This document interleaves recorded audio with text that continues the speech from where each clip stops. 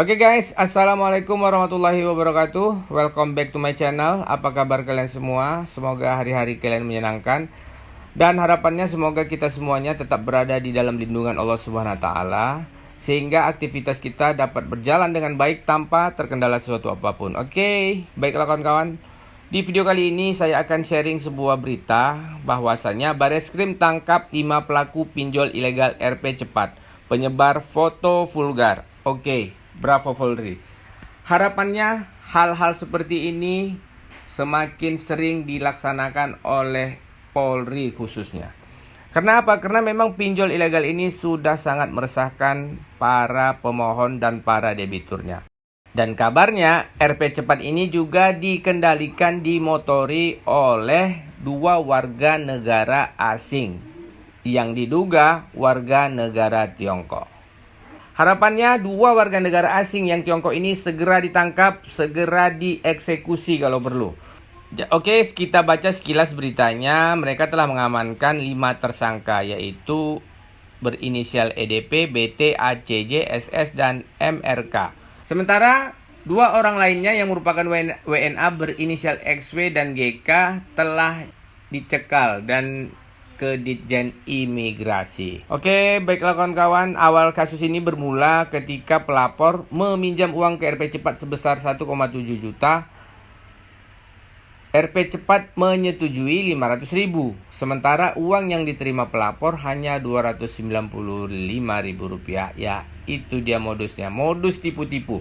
Maka kawan-kawan berhati-hati terhadap pinjaman uang online ilegal. Dia memohon 1,7.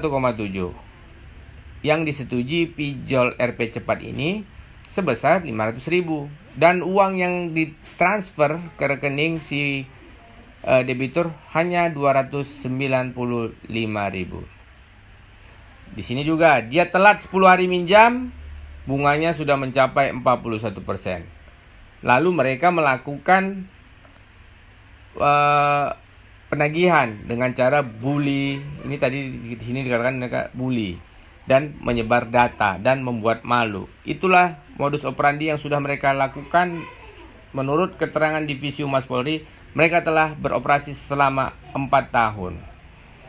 Oke, baiklah kawan-kawan. Di akhir video ini nanti saya akan sharing juga video press release Divisi Humas Polri terkait pinjol ilegal RP cepat. Oke, selamat menyaksikan. Tindak pidana yang melanggar Undang-Undang Informasi Transaksi Elektronika dengan modus para tersangka yang ditangkap menggunakan aplikasi yang mereka namakan RP cepat, di mana aplikasi ini menawarkan pinjaman online. Kasus yang dilaporkan ini ternyata telah beroperasi selama 4 tahun, mulai dari tahun 2018, 2019, 2020 sampai saat ini 2021. Artinya kegiatan ini sudah beroperasi selama 4 tahun. Menariknya adalah penipuan melalui pinjaman online ini diduga dikendalikan oleh warga negara asing asal Tiongkok, dan saat ini tentunya penyidik juga akan memburu pelaku tersebut. Perusahaan yang beroperasi ini adalah PT SCA. Saya ulangi, PT SCA. Pada kesempatan ini tentunya saya menghimbau kepada seluruh masyarakat agar hati-hati, waspada dalam melakukan transaksi, khususnya transaksi pinjaman online. Ada 2 aspek yang perlu diperhatikan dalam pinjaman online. Yang pertama adalah aspek legal. Aspek legal ketika akan melakukan transaksi online, maka harus diketahui dulu apakah perusahaan atau peminjam